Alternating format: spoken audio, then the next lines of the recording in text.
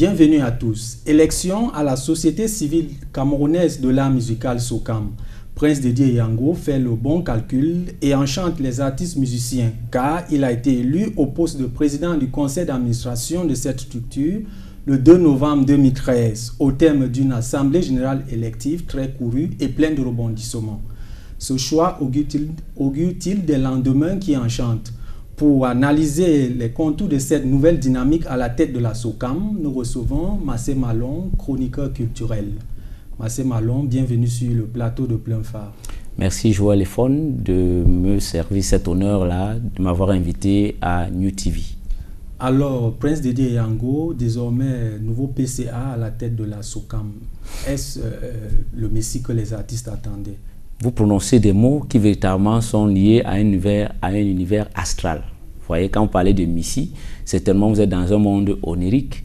Et y aurait-il véritablement un messie au Cameroun? Je ne pense pas. Jusqu'à présent, même les messies bibliques n'ont pas réussi à sauver les âmes perdues.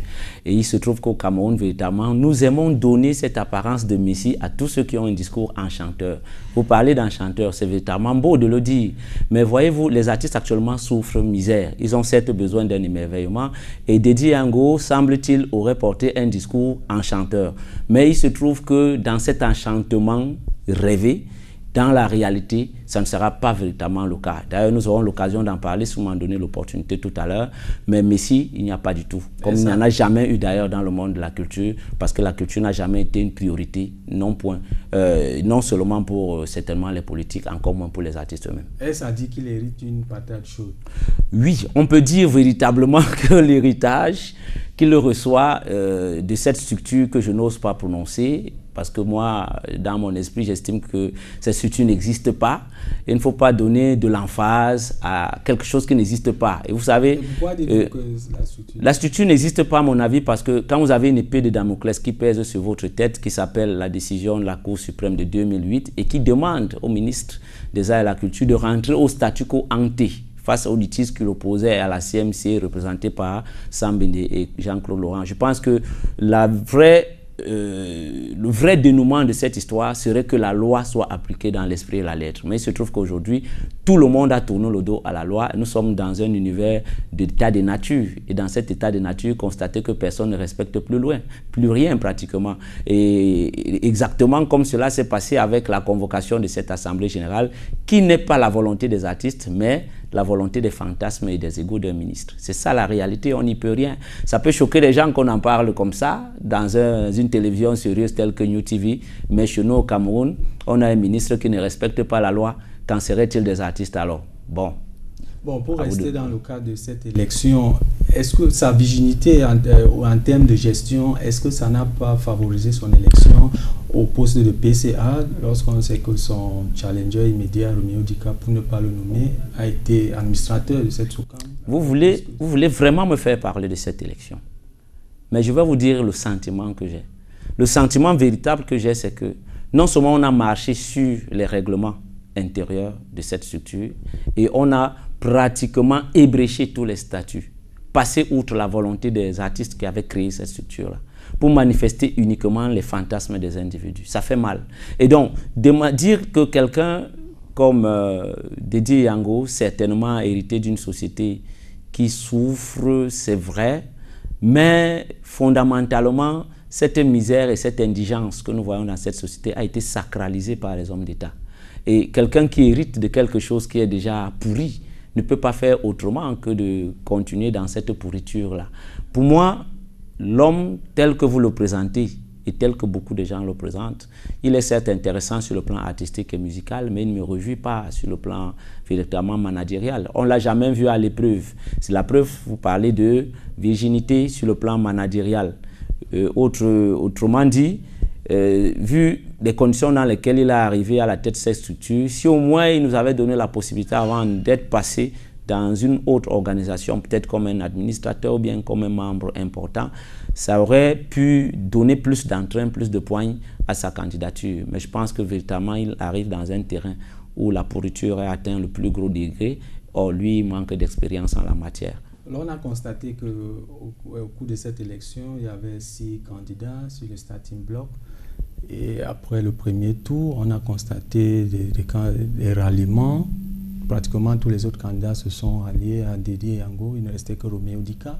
Mais à la stupeur générale, il s'est résigné devant cette coalition. Comment comprendre ce revirement de situation? Vous citez tellement de noms, et particulièrement un nom, en dehors de celui du PCA élu, dit-on. Mais moi, je dirais que c'est triste. J'ai envie de couler presque une larme. Vous voyez? Nous sommes dans un pays où on découvre les frasques des gens, mais on permet que la forfaiture et ce que j'appellerais ici les incuries perdurent. Je ne vais pas entrer dans le passé lugubre de ce dernier personnage dont vous avez cité le nom, qui véritablement sur le terrain du droit d'auteur se prélasse comme un prébendier. Les preuves sont là. Je prends juste un petit détail. Hein. Quelqu'un qui de Douala arrive à Yaoundé passe quelques nuitées au niveau de l'hôtel Grand Moulin qui est ici à côté. Oui, je suis pas assez dur. Quelqu'un quitte de Douala, arrive à Yaoundé, passe quelques nuitées au niveau de l'hôtel Grand Moulin et n'arrive pas à payer, passe un coup de fil au DG de la structure et puis le lendemain, la facture est payée avec les avoirs des artistes. Vous trouvez ça sérieux? Est-ce sérieux que dans une république telle que la nôtre, un individu se déplace d'un lieu, arrive à un autre, où il se prélasse sur un terrain qui est véritablement celui de ce que j'appelais les instincts libidineux et que cette facture soit payée par les artistes? Ça, c'est des preuves que nous avons de son passage dans les sociétés passées, à savoir Sosinada et tout ça. Revenons au niveau de la fameuse société dont vous parlez tant et de son élection. Je vous dirais, par exemple, qu'il a été éjecté du conseil d'administration. Jusqu'à preuve de contraire, il n'a jamais été réhabilité. Et quand on n'est pas réhabilité, on ne juge pas de ce que j'appellerais les qualités morales et éthiques pour pouvoir participer à une élection. Or, le principe fondamental d'une élection, c'est que le candidat doit jouir de ses aptitudes morales et éthiques. Et il se trouve que quand vous avez été éjecté d'un conseil d'administration, tant que l'Assemblée générale ne vous a pas réhabilité, vous restez évidemment dans ce que j'appellerais les impairs de la malgérance. Sa candidature a été retenue. Sa candidature a été retenue dans des conditions astrales. Astral parce que les gens qui sont là-bas se croient investis d'un pouvoir pontifical et certainement divin de décider de la vie et de la survie des artistes en donnant ce que j'appellerais les bons points aux uns et les mauvais points aux autres. Vous avez vu tout ce qui s'est passé au niveau de la CPMC. C'est hilarant. J'en ris. Hein? J'en ris tout simplement parce qu'on annonce seulement des docteurs ou soi-disant professeurs qui devraient incarner ce que j'appellerais ici l'éveil sur le plan du droit. Mais ce droit-là ne se matérialise pas par les faits. On a comme l'impression que l'agitation que l'on a perçue, c'est beaucoup plus l'argent qui a parlé. L'argent a parlé ou dans les poches de ces personnes et non dans les poches des artistes. C'est ça qui est dommage. Donc, les candidats qui s'embrouillaient dans cette élection s'embrouillaient parce que l'argent circulait. S'il n'y avait pas eu d'argent, il n'y aurait jamais eu ce boucan-là. On a comme l'impression que dans cette structure, il faut qu'il y ait un brouhaha de marché pour qu'on ait l'impression que cette structure existe. Parce qu'évidemment, elle n'existe pas sur le plan légal. C'est pourquoi on crée des candidats, on finance des gens qui viennent tambouriner l'écran des gens dans les médias et donner l'impression qu'une société existe alors qu'elle n'existe pas. La réalité, elle est là. Nous sommes dans une fête foraine où des personnes imbues d'argent et qui ont véritablement trouvé un terrain sur lequel on peut facilement l'avoir et s'exhibent en public malgré leurs impairs du passé. Oui, il y a cette complicité incestueuse toujours décriée entre le PCA et le directeur général qui a entraîné la SOCAM à la faillite institutionnelle, financière et morale. On parle d'un déficit de 700 millions de francs. Comment percevez-vous cela? Est-ce que l'élection de Dédé Yango va changer quelque chose? Vous parlez d'un déficit de 700 milliards. C'est ce que les gens disent. Millions. 700 millions autant pour moi. C'est ce que les gens disent. Y a-t-il des preuves? Il me semble que non. A-t-on démontré qu'ils ont détourné? Il me semble que non. Mais on a la traçabilité sur la gestion des avoirs à la SOCAM. En ce sens que même étant aveugle, on sait que cet argent a été sérieusement détourné. Mais maintenant, c'est trop facile pour des individus de se placer sur les antennes, dire tel a détourné sans avoir véritablement des preuves. Ce d'autant plus qu'on est dans une société qui fonctionne comme dans un terrain de no man's land, où tout le monde peut faire n'importe quoi sans que la justice l'inquiète. Voyez-vous, une structure comme celle-là, sur le plan légal, ne peut avoir qualité nulle part de rester en justice. Tout simplement parce que sur le plan juridique, sur le plan légal, elle n'est pas reconnue. Et donc, tous ceux qui viendront là en tant que directeur général ou bien PCA peuvent voler à volonté, on ne leur fera rien. C'est ce qu'on appelle le sacre des prébendes. Donc, on est dans un univers où on a accepté de sacraliser le vol. Parce que justement, les gens ne veulent pas respecter la loi. Vous comprenez? Mais maintenant, quand vous me dites qu'il a hérité d'un passif, est-ce qu'il pourrait être à la hauteur et tout, ce crépage de chignon entre directeurs généraux et PCA, le mal date de longtemps. Voyez-vous, quand vous rentrez dans la loi camerounaise, la loi 2000, on va vous dire que le folklore appartient à l'État du Cameroun. C'est comme une épée de Damoclès qu'on met sur la tête de chaque artiste. Or, nous savons que la majorité des artistes camerounais plagient le folklore. Donc, à chaque fois, on va demander à tel artiste, bon, tu as créé, c'est vrai, tu es artiste, mais est-ce que tu peux justifier la qualité de tes œuvres, ou bien du caractère propre, ou bien la personnalité de tes œuvres? Ce qui, évidemment, n'est pas possible, parce que la majorité des œuvres sont plagiées. Du coup, l'État a comme l'impression qu'il a une mainmise dans le patrimoine artistique dans sa globalité. Et maintenant, ça pose donc un sérieux problème à travers la loi 2000. Quand on crée une société de gestion collective, l'État étant comme actionnaire majoritaire à travers ce qu'on appelle l'appropriation excessive du patrimoine, du folklore, il faudrait qu'on trouve un sérieux moyen terme entre le poste de DG et le poste de PCA. Qui doit être PCA, qui ne doit pas être PCA, qui doit être DG, qui ne doit pas être DG. Je crois que dans l'état actuel des choses, telles que ces sociétés sont conçues, elles ne fonctionnent pas comme des sociétés privées. J'en veux pour preuve, et la dernière, elle est plus flagrante, l'Assemblée générale convoquée par les membres du conseil d'administration a été purement et simplement rejetée. C'est celle qui a été convoquée par le biais d'une note d'information par Madame le ministre qui a été véritablement matérialisée dans les faits, dans les conditions que nous connaissons. Donc, du coup, les artistes ne gèrent plus rien, ne contrôlent plus rien. C'est plus une société privée, c'est une étatisation sauvage des avoirs des artistes. Pourquoi? Parce que l'État se sent concerné à tout point, parce que l'État, bien évidemment, est actionnaire majoritaire à travers le folklore. Oui, pour revenir sur cet aspect, on a constaté qu'avant la tenue de cette Assemblée générale élective, certaines voix se sont levées pour demander aux artistes de ne pas prendre part à cette élection, arguant que la SOCAM, la CPMC n'ont pas respecté les statuts. Moi, je crois que c'est à raison. Quand on se sent atteint fondamentalement dans sa dignité propre, dans ses droits, c'est légitime de réclamer. Nous sommes un état de droit. Et c'est bien de penser, de voir qu'au Cameroun aujourd'hui, les gens vont en justice se plaindre et que la justice leur donne raison, quoique ayant en face d'eux des personnes véritablement bien assises dans le sérail gouvernemental. Et la justice leur donne raison. Et je crois que c'est la raison pour laquelle, de moins en moins, on va voir les Camerounais descendre dans la rue, parce qu'ils savent qu'il y a une justice et la justice donne raison aux gens qui se plaignent.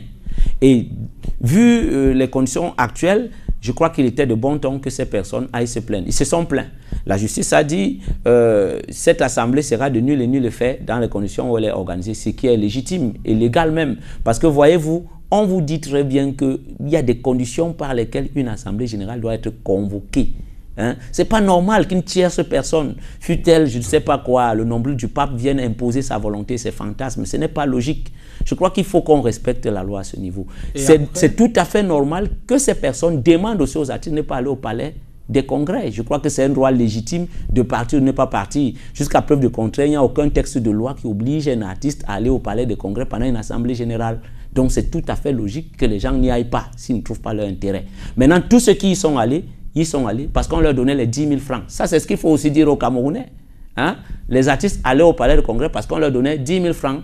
On a pris une ponction des avoirs des prestataires de cette république en termes des impôts et taxes, si ce n'est le droit d'auteur, parce qu'on nous dit que là-bas, l'argent n'entre pas.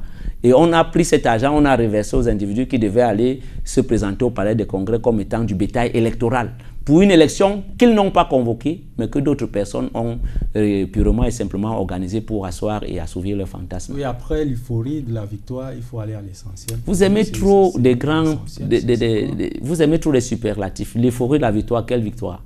On est victoire de quelque chose qui s'est organisé dans un processus clair et sain. Moi, je crois que victoire, il n'y a pas. Victoire, il n'y a pas. Qui a qualité d'entériner ça? On vous dit que les scrutateurs, hein, jusqu'à preuve de contraire, dans une élection, les scrutateurs ont ce que j'appellerais ici le quitus, et même ce que j'appellerais la décision finale pour valider une élection. On vous dit, et preuve à l'appui, que les scrutateurs n'ont pas signé. Hein. Je crois que c'est fondamental, il faut dire ça aux Camerounais. Celui qui était chargé d'observer l'élection n'a pas signé le procès verbal. Hein? Quelqu'un, parce qu'il est président de la CPMC, a décidé une fois de plus dans son orgueil et son fantasme personnel de proclamer une élection dans une élection vainqueur quelqu'un qui véritablement n'a pas reçu le quitus des scrutateurs. Moi, je crois que ce n'est pas une élection dont on devrait se vanter. Elle est loin d'être un exemple. Donc, parler de jubilation, de jouissance, de victoire, vraiment, c'est excessif. Parce qu'en réalité, élection, il n'y a pas eu. Challenge, il n'y a pas eu. Quel est le véritable challenge? On convoque une assemblée générale extraordinaire. Selon les textes, elle ne doit pas être élective. C'est une faute lourde. Et quand ça vient de ceux qui représentent le droit, ça fait mal. Un enfant même de 2 ans comprendrait à partir des explications que je donne qu'on est descendu plus bas que terre. Vous comprenez? Et ce n'est pas bien de ridiculiser, de souiller l'État du Cameroun comme ça tout le temps. Il y a beaucoup d'intelligence dans cette République. Et ces gens qui le font, ils paieront seuls les factures de cette forfaiture. Moi, je ne serai pas avec eux. Et bien d'autres artistes ne seront pas avec eux. Aujourd'hui, on jubile parce qu'on a eu 10 000 francs. Mais qu'ils soient sûrs, certains que le moment venu, ils paieront cette facture-là seuls. Uniquement eux. Peut-être leur progéniture. Nous ne serons pas là. Parce qu'en réalité, il ne faut pas ridiculiser et réduire à la bassesse toute une république. C'est ça la réalité. Donc, selon vous, l'imbroglio persiste toujours? L'imbroglio persiste en tout point. Les droits d'auteur? Oui, en tout point, le droit d'auteur véritablement est entré dans le registre dans lequel le ministre et le ministère des Arts et de la Culture a préféré fonctionner. C'est-à-dire le gangstérisme barbare des traders cumulats des métiers de l'art. J'explique le gangstérisme pourquoi. Vous avez un ministère qui est censé financer l'art. Tout à coup devient un lieu où on gagne les marchés des BTP, c'est-à-dire des bâtiments et travaux publics. Là-bas, on construit tout le temps. Vous allez au musée national, c'est restauration à n'en plus fini, un musée qui n'a jamais ouvert. Quelque temps après, on se dit, bon, comme les artistes vont devenir très fous bientôt, il faut qu'on leur construise un hôpital. Un hôpital qui est à côté d'un musée. Un musée qui est censé faire rêver. Et à côté, on va voir des gens qui vont entrer sur des brancards. Vous voyez ça? Donc, tout simplement parce que ce soit les plateaux techniques ou les bâtiments que l'on construit, c'est des marchés de BTP. Ça fait entrer des sous. Je ne vous dis pas qui est architecte. On pourrait entrer dans les détails. Parce qu'au Cameroun, aujourd'hui, rien ne se cache plus. Parce que quand l'opération hypervie est dans vos trousses, les dossiers circulent et rien ne se cache plus. Donc, vous aurez l'occasion de découvrir plus tard qui a gagné ces marchés publics et dans quel pour cet argent est allé. Parce que les gens utilisent des prête-noms et ont même des architectes comme conseillers particuliers qui émargent aux frais de l'État. Donc, la culture camerounaise du droit d'auteur est à l'image de ce que j'ai appelé le gangstérisme barbare des traders cumulats. Les traders, pourquoi?